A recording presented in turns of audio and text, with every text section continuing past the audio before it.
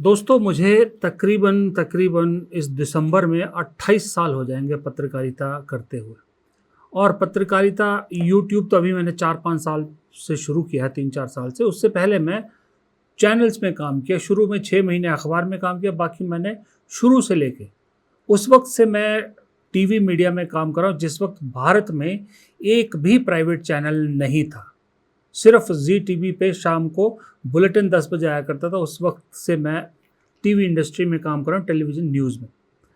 मैं अपना बायोडाटा नहीं दे रहा, मैं आपको ये बात इसलिए बता रहा हूँ कि इस 28 साल की पत्रकारिता में मैंने कोई भी एक ऐसा नेता नहीं देखा जिसका महिलाओं के साथ ऐसा ज़बरदस्त दिली कनेक्शन बना हो। मुझे सन 84 का वक्त याद आता है। उस वक्त हालांकि हम छोटे थे, 8-9 साल 10 साल के थे, जब रेडियो पर प्रधानमंत्री इंदिरा गांधी की हत्या का जो समाचार था वो प्रसारित हुआ था। तो हमारे घर में उस वक्त रेडियो था, तो आस पड़ोस की बहुत सी महिलाएं बीबीसी की खबर सुनने के लिए बैठी थी। और जैसे ही बीबीसी ने कहा कि इंदिरा गांधी अब इस दुनिया में नहीं रही हैं, मानो घर का कोई सदस्य इस दुनिया को अलविदा कहेगा, इस तरह का मातम छा गया और सारी महिलाएं रोने लगी, बिलख बिलख कर रोने लगी। मैं बाहर निकला, छोटे थे हम, बाहर निकले तो देखा बहुत सी औरतें रो रही थी। वो कनेक्शन महिलाओं का उसके बाद मैंने किसी और के साथ नहीं देखा। आज इतने सालों बाद वो कनेक्शन मैंने महिलाओं में राहुल गांधी के लिए देखा। खासकर परसों शनिवार को जो राहुल गांधी ने पुणे में अपने कार्यक्रम में महिलाओं को लेकर जो बातें कही, उसके बाद महिलाओं के दिल में जो राहुल गांधी को लेकर एक रिस्पेक्ट मैं देख रहा हूँ, और राहुल गांधी के प्रति जो उनका आदर सम्मान और जो भी उनके दिल की भावनाएं देख रहा हूँ, वो मैंने किसी में नहीं देखी। अब मुझे मालूम है आप में से भी बहुत से लोग कहेंगे और अंधभक्त तो टूट पड़ेंगे कि मोदी जी तो महिलाओं के फेवरेट है, इसीलिए तो मोदी जी को भर भर के वोट दे रही हैं 14 में, 19 में, 24 में। तो मैं इस बात से कंप्लीटली एग्री नहीं करता। 14 में महिलाओं ने ज़रूर मोदी जी को वोट दिया, क्योंकि उस वक्त माहौल ऐसा बना दिया था कि इस देश को अगर कोई भ्रष्टाचारियों से बचा सकता, भ्रष्टाचार मुक्त कर सकता है, तो वो मोदी जी है। और उसमें एक बहुत बड़ा कारण महिलाओं का मोदी जी को वोट देने का था, वो 15 लाख रुपए वाला वादा। वो भूलिएगा मत, 15 लाख रुपए का वादा और 2 करोड़ सालाना नौकरी का वादा बड़ा इंपॉर्टेंट था। 19 में आपने महिलाओं के लिए चुनाव से ठीक पहले बहुत सी योजनाएं भी अनाउंस करी, और साथ में वो जो एक राष्ट्र प्रेम का ओढ़ा ओढ़ लिया था और सबकी आंखों पे चश्मा पहना दिया था, और इमोशनल होकर आपने वोट मांगे थे लोगों से। तो महिलाएं सबसे ज़्यादा इमोशनल होती हैं, इसलिए बीजेपी को वोट मिला। और 24 में तो प्योरली महिलाओं का जितना वोट मिला है 24 और उसके बाद दिया, उससे पहले जो विधानसभा चुनाव भी हुए, सिर्फ और सिर्फ महिलाओं ने इसलिए दिया कि आपने उनके खातों में कैश बेनिफिट ट्रांसफर्स दिए, सिर्फ उस वजह से आपको वोट मिले। वो शायद तब ना मिलते अगर राहुल गांधी जो अब कर रहे हैं वो उस वक्त कर चुके होते। आज की डेट में राहुल गांधी ने जो कर दिया है इस देश में, आज मोदी जी अगर 50,000 भी हर महिला के लिए खाते में ट्रांसफर करने की बात कह देना, तो मुझे नहीं लगता कि वो असर कर पाएगी। हालांकि राहुल गांधी के इस प्रोग्राम का असर आपको अभी शहरी इलाकों में ही दिख रहा है, लेकिन इतना भी हमें याद रखना होगा कि ये शुरुआत भर है, ये शुरुआत है, अभी तो आगाज है, अंजाम तो बहुत दूर है। जब राहुल गांधी ने पूना में ये बात कही ना कि स्मैश द पैट्रियार्की, तो आप समझिए कि चाहे वो शहर की हो, चाहे वो गांव की महिला हो, हर एक के दिल की बात, हर एक के दिल का दर्द राहुल गांधी ने मंच से बयान किया है। तो आइडिया क्या है? ये जो महिलाएं हैं, जो लड़कियां हैं, ये हिंदुस्तान की स्ट्रेंथ है। आप इस देश की फाउंडेशन हो, आप इस देश के फ्यूचर हो। आपको पैट्रियार्की दबाती है, डराती है, धमकाती है, कंट्रोल करती है, मिलकर इस पेट्रियार्की को खत्म करना है. Smash the patriarchy. And my message to you, simple message: be loud, be proud, and fight for your space in society. अब मैं इसलिए नहीं कह रहा कि भाई मैं जो हूँ कांग्रेस पे वीडियो बनाता हूँ, सरकार के सवाल पूछता हूँ, सरकार के कामकाज के तरीके पर सवाल उठता हूँ, इसलिए मैं ऐसी बातें कह रहा हूँ. जी नहीं, मैं आपको सबूत दिखाता हूँ. राहुल गांधी के उस बयान के बाद यूं तो सोशल मीडिया भरा पड़ा है महिलाओं के रिएक्शन को लेकर, लेकिन मैं आपको 3 अलग अलग एज ग्रुप की महिलाओं के विचार सुनाना चाहता हूं, तब आपको समझ में आएगा कि दरअसल राहुल गांधी ने क्या कर डाला है. ये आपको एक जेन ज़ी मिलेगी, एक थोड़ी मैच्योर और एक जेन अल्फा. जेन अल्फा को भूलना नहीं चाहिए. यार ये राहुल जी कितने कितने ऑसम है, कितने क्यूट है. एक तो मुझे उन पे पहले से इतना बड़ा क्रश है, ऊपर से उनकी स्माइल इतनी ज़्यादा क्यूट है. ऊपर से कल आगे जो उन्होंने बोला है पुणे में, बस दिल छू गया. ये सब सुनने के लिए हमारे कान तरस रहे थे. सारे औरत समाज में, सारे लड़कियों को ये सब सुनना था कि वो मतलब कोई लीडर आगे हमारे बारे में ये सब चीज़ें बोले. एंड फाइनली किसी ने हमारे लिए कुछ बोला है. और वो ये भी कह रहे हैं कि महिलाओं की किसी की पत्नी, किसी की बहन, किसी की बेटी होने से कोई एतराज नहीं है, लेकिन ये जान लेना और ये मान लेना कि महिलाओं पर अधिकार उसके भाई का है, उसके बेटे का है, उसके पिता का है या उसके पति का है. इस सोच से महिलाओं को ऊपर उठने की आवश्यकता है. ये क्या कह दिया बॉस, कैसे चलेगा यहाँ पर? जिस देश में नेता लोग बुर्के और घूंघट से ऊपर नहीं उठ पाते, संस्कारों की बेड़ियों में महिलाओं को बांध कर रखते हुए प्रगति की बात करते हैं, उस देश में राहुल गांधी का ये कहना इतना हम्बल, इतना ग्राउंडेड, इतना कंफर्टेबल कोई कैसे किसी को महसूस करा सकता है. हैट्स ऑफ है भाई. बहुत छोटी सी है, यहाँ क्यों आ गई हो? Because I want to hear the speech of Rahul Gandhi. You want to hear the speech of Rahul Gandhi? Why? Because I am his big fan. His reality, his transparency, his freedom. I am too obsessed with it. आप कौन सी class में अभी? 6th. आप देख रहे हैं जेन जी अपने अंदाज में राहुल गांधी से प्यार का इजहार कर रहे हैं. जेन अल्फा, जिसको हम घर में बच्चा समझ के सोचते हैं, वो बच्चों को क्या समझ में आएगा, तुम इधर जाओ उधर जाओ, 6th क्लास की बच्ची है, मत ये पॉलिटिक्स मत सुना करो, ये मत किया करो, वो मत किया करो. ये टेंडेंसी होती है. कुछ 6th क्लास की बच्ची के विचार, मैंने आपको छोटी सी बात सुनाई, आगे उसका पूरा जो इंटरव्यू है ना आप सुन सकते हैं सोशल मीडिया पर जाके, तो आप हैरान हो जाओगे कितनी छोटी सी बच्ची राहुल गांधी को कितना अच्छे से समझती है. एक प्रोफेशनल, आपने उसकी ड्रेस से समझ गए होंगे कि वो किसी न्यूज़ चैनल वगैरह में काम करती. प्रोफेशनल महिला राहुल गांधी से पूछ रही कि राहुल गांधी ये तूने क्या कर दिया. और ये उस पूना के कार्यक्रम के बाद देश की खास करके शहरी इलाकों में जहाँ तक राहुल गांधी का भाषण पहुँचा है, हर महिला पूछ रही है, क्योंकि ये दर्द वही समझ सकता है. महिलाएं क्यों ज़्यादा राहुल गांधी की बात पे इन्फ्लुएंस हो रही है, वो ये बात अच्छी तरह से जानती है कि उनका दर्द वही समझ सकता है जिसने आसपास ये दर्द देखा हो. राहुल गांधी से पहले कितने नेता इस देश में हुए, पंडित नेहरू से लेके महात्मा गांधी से लेके मोदी जी तक. किसी की हिम्मत हुई आज तक कि मंच से कह दे महिलाओं से कि ये स्मैश द पैट्रियार्की, यानी पैट्रियार्की को ख़त्म कीजिए, इसके खिलाफ लड़िए, इसको निस्तो नाबूद कर दीजिए, क्योंकि हमारा देश पुरुष प्रधान देश है. हिम्मत नहीं कर सकते पुरुष की महिलाओं को कहे कि तुम हमारा वर्चस्व ख़त्म करो. मैं अपनी भी बात करता हूँ, मेरे घर में माँ भी है, बहन भी है, मेरी पत्नी भी है, मेरी बेटी भी है, लेकिन शायद मेरी हिम्मत नहीं है कि मैं उन चारों से कहूँ कि घर में तुम मेरा जो वर्चस्व है उसे ख़त्म करो, मेरी जो है डिसीजन मेकिंग में तुम बराबर की हिस्सेदार बनो. शायद नहीं कह पाऊँगा, क्योंकि हमारे दिमाग में ठूसा गया है बचपन से कि महिलाओं का काम है घर संभालना. महिलाएं बेटी होती हैं, बहन होती है, पत्नी होती है, माँ होती है. यही 4 पहचान महिलाओं की रही. लेकिन एक नेता जो देश का प्रधानमंत्री बनने की कगार पर खड़ा है, वो कहता है कि पुरुष प्रधान समाज को निस्तो नाबूद कर दो।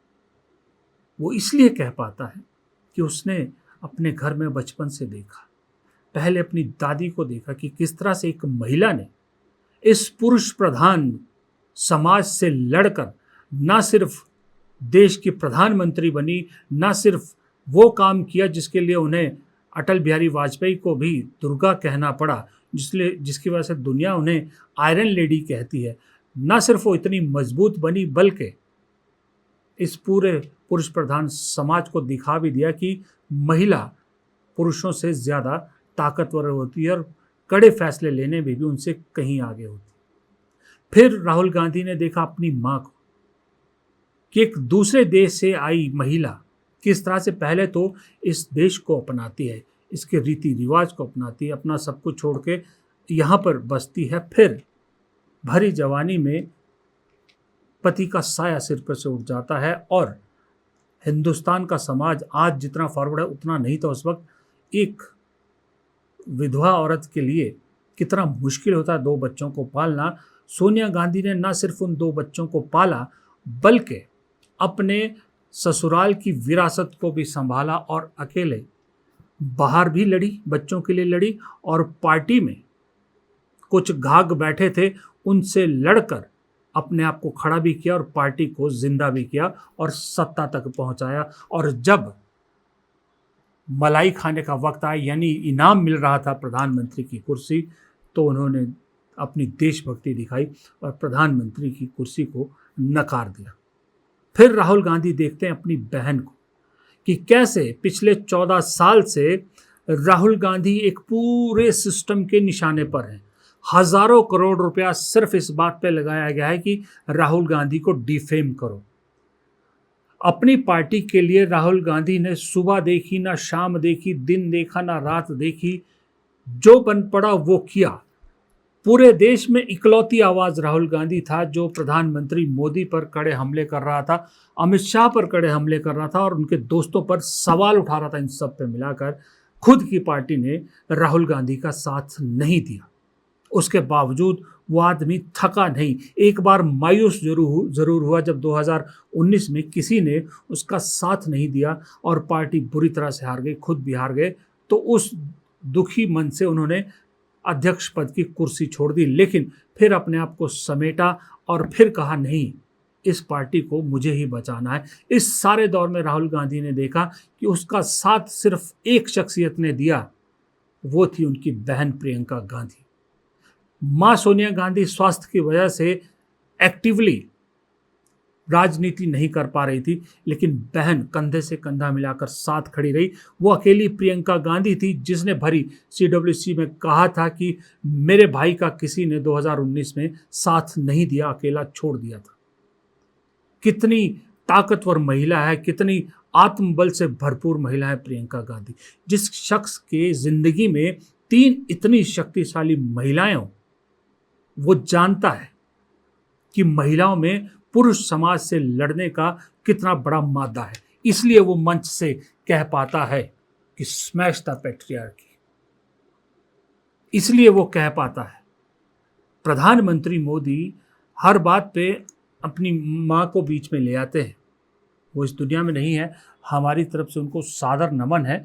हम किसी की भी माँ का कोई वो नहीं कर रहे, लेकिन जिस तरह प्रधानमंत्री खुद हर बात पे ले आते हैं, वो प्रधानमंत्री जो ये इस दुनिया को, इस देश को दिखाना चाहते हैं कि उनके लिए सबसे ज़्यादा आदरणीय अगर कोई इस दुनिया में चीज़ है तो उनकी माँ है, वो प्रधानमंत्री भी आज तक नहीं कह पाए कि इस देश की महिलाओं को पुरुष प्रधान समाज को पछाड़ के अपनी अलग पहचान बनानी चाहिए।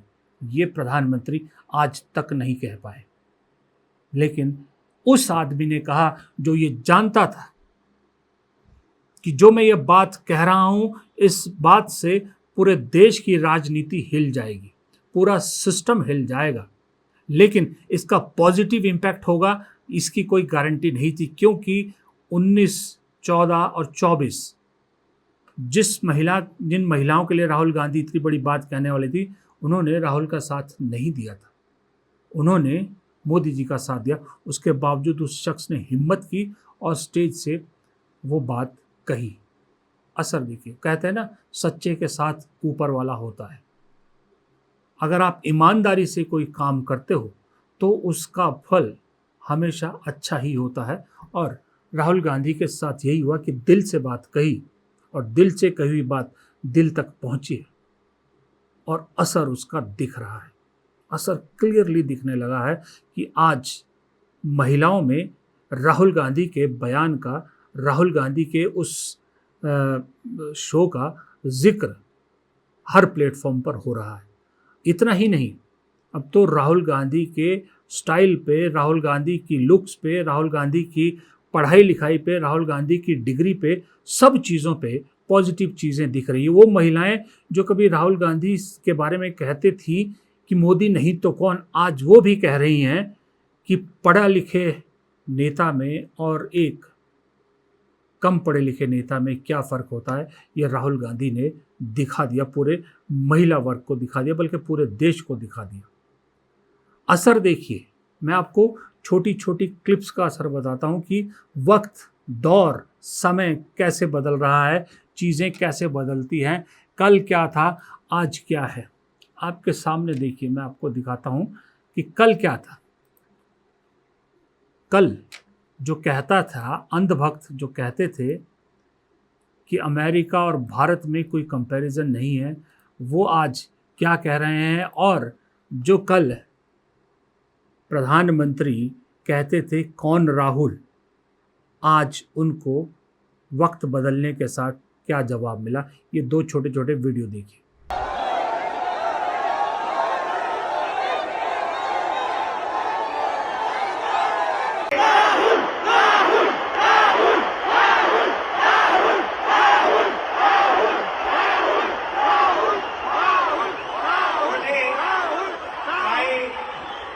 अमेरिका क्या कहता था, क्या हो तुम, आज हम कहते तू क्या है बे, हमें यही कहना चाहूंगा कि राहुल गांधी उस स्टेज से खड़े होके एक आग की चिंगारी बना पड़ा है, तो हम इस ग्राउंड से खड़े होके उस चिंगारी की वो ऊर्जा बने पड़े हैं।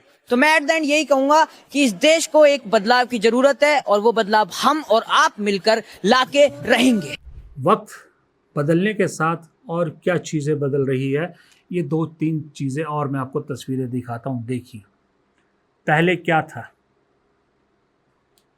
मोदी जी भगवान हैं, हमने दर्शन कर लिए, और आज ये सीन है कि आने वाली पीढ़ी राहुल गांधी के साथ खड़ी नज़र आ रही है। अब लुक्स की तो क्या ही बात करो, आप खुद ही देख लीजिए कल और आज का फ़र्क, और इसको बायोलॉजिकल नॉन बायोलॉजिकल का फ़र्क इन तस्वीरों से समझिए। यह छोटे छोटे उदाहरण मैं आपको इसलिए दिखा रहा हूँ कि दरअसल अभी राहुल गांधी के पुणे वाले जो प्रोग्राम है उसका इफ़ेक्ट से भी बीजेपी बाहर नहीं निकल पाई थी। उसके इफ़ेक्ट से देश इनफैक्ट बाहर नहीं निकल पाया था कि दिल्ली में आज ये बैटमैन के पोस्टर्स ने और हवा गर्म कर दी, जहां राहुल गांधी को बैटमैन की तरह दिखाया गया। बैटमैन आप समझ जानते ही हैं, हॉलीवुड की अगर फिल्में आप देखते हैं, इंग्लिश फिल्में, तो बैटमैन एक सुपर हीरो है। अभी राहुल गांधी ने आस्क मी एनीथिंग एक वो चलाया था, कैंपेन चलाया था, जहां उनसे कुछ भी पूछ सकते हो। किसी ने पूछा था कि क्या आप बैटमैन हैं, तो उन्होंने एक विटी जवाब दिया था कि आपने कभी मुझे और बैटमैन को एक कमरे में देखा है क्या। उसके बाद एक आजकल तो सोशल मीडिया में तुरंत चल पड़ता है कि क्या राहुल गांधी बैटमैन। और आज कांग्रेस के, हालांकि कांग्रेस के कार्यकर्ता ने ये कांग्रेस हेड ऑफिस के बाहर पोस्टर लगाए, लेकिन ये चर्चा का विषय बन गए। और चर्चा का विषय इसलिए बन जाते हैं क्योंकि इसमें साइलेंट सेवियर नीचे लिखा है राहुल गांधी। ये मैंने आपको दो तस्वीरें इसलिए दिखाई थी कि एक जो आने वाला भविष्य इस देश का, जेन ज़ी को क्या पसंद है, बैटमैन, सुपरमैन, इस तरह के ना जो देश का युवा है, राहुल गांधी उस खांचे में फिट होते हैं।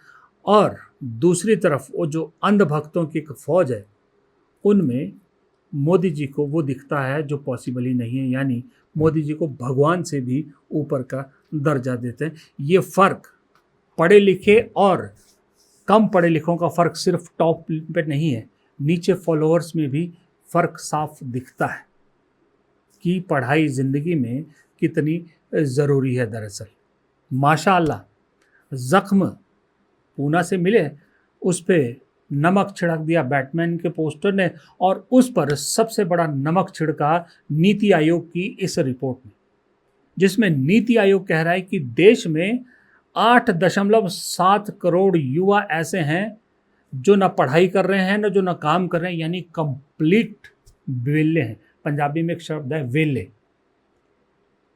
यानी खाली बैठे। जो जेनजी है और आगे जो जन अल्फा आ रहा है या जो देश का युवा है, वो यही तो सवाल देश से पूछ रहा है, प्रधानमंत्री से, सरकार से यही सवाल तो पूछ रहा है। और राहुल गांधी भी यही सवाल पूछ रहे हैं कि तुम बात करते हो पाकिस्तान, मुस्लिम, हिंदू, ये वो, वंदे मातरम। मुद्दा ये है कि देश के 8.7 करोड़ युवा एकदम खाली बैठे हैं, कुछ भी नहीं है उनके पास। वंदे मातरम के 6 स्टैंजा गा लेने से अगर इन लोगों को काम मिल जाता है, कुछ रोजगार मिल जाता है 8.7 करोड़ का, तो मैं पहला आदमी हूँ जो मैं अपने वीडियो के जरिए राहुल गांधी को कह रहा हूं कि अगर सरकार कहती है कि कांग्रेस पूरे 6 स्टैंजे वंदे मातरम के गाए तो इन बच्चों को काम मिल जाएगा, तो राहुल गांधी आप तुरंत कांग्रेस में हुक्म पास कीजिए कि कांग्रेस हर फंक्शन में, हर जगह, कांग्रेस का हर नेता, हर कार्यकर्ता वंदे मातरम के पूरे 6 स्टैंजा गाएगा। लेकिन शर्त यही है कि ये 8.7 करोड़ बच्चों को काम मिलना चाहिए, रोजगार मिलना चाहिए, नौकरी मिलनी चाहिए, शिक्षा मिलनी चाहिए। लेकिन मालूम है ये सरकार कभी ये चीज़ कर नहीं सकती, क्योंकि इसके सहारे तो ये सब करना होता तो आज ये हालत नहीं होती कि आज भी वंदे मातरम जैसे मुद्दे पर राजनीति करनी पड़ रही है। अब लेकिन एक चीज़ है, खलबली राहुल गांधी ने देश की सिर्फ महिला वर्ग में या युवा वर्ग में नहीं मचाई है, राहुल गांधी ने उससे ज़्यादा खलबली बीजेपी के अंदर मचा दी। जो बीजेपी जेनजी आंदोलन को नकार रही थी, देश विरोधी बता रही थी, प्रधानमंत्री उन्हें माफ़ करने की बात कह रहे थे, आरएसएस के नेता जो है राष्ट्र विरोधी उसे बता रहे थे, बीजेपी के राष्ट्रीय अध्यक्ष ने राष्ट्र विरोधी बताया था उस आंदोलन को, नितिन नवीन ने। आज वही बीजेपी बाकायदा एक टीम बना रही है देश के जेनजी के साथ कनेक्ट बनाने के लिए, जिसमें स्मृति ईरानी और नितिन नवीन मुख्य चेहरे होंगे। वो नितिन नवीन जो कुछ दिन पहले इन्हीं जेनजीज को गरिया रहे थे। दूसरी तरफ बीजेपी के नेताओं में एक होड़ मच गई है, एक भगदड़ मच गई है। मुझे ऐसा लग रहा है कि कौन अब मोदी जी की जगह लेगा, कौन जेनजी का सबसे बड़ा हीरो बनेगा, और जो जेनजी के बीच अपनी पैठ बना पाएगा वो मोदी जी को रिप्लेस करेगा। अब आप इस बात को अगर विश्वास नहीं करते तो देवेंद्र फडणवीस के ये पोस्टर देख लीजिए जो महाराष्ट्र में आज खूब सर्कुलेट हुआ है। The Gen Z face and future of BJP destiny child. कौन? देवेंद्र फडणवीस। आप समझ रहे हैं गेम? इधर अमित शाह को बचाने की कोशिश कर रहे हैं, उधर योगी आदित्यनाथ ने अपनी गेम खेलनी शुरू कर दी है। इसका मतलब क्या सब मानने लगे हैं कि मोदी शाह के दिन गिने चुने हैं, विदाई तय है? इन पोस्टरों से तो कुछ ऐसा ही संकेत मिल रहा है कि जो राहुल कह रहे हैं वो बात सच होने वाली है। फिलहाल इस वीडियो में इतना ही। पसंद आए वीडियो तो लाइक ज़रूर कीजिएगा। आपसे हाथ जोड़ के विनती है कि अगर आपने चैनल को अब तक सब्सक्राइब नहीं किया, प्लीज़ चैनल को सब्सक्राइब कीजिएगा, वीडियो को शेयर कीजिएगा, और कमेंट बॉक्स में सबसे इम्पोर्टेंट आपकी राय बेहद ज़रूरी है। हमारी आर्थिक मदद करना चाहें तो वो सुपर थैंक्स और जॉइन बटन के ज़रिए आप कभी भी कर सकते हैं। नमस्कार।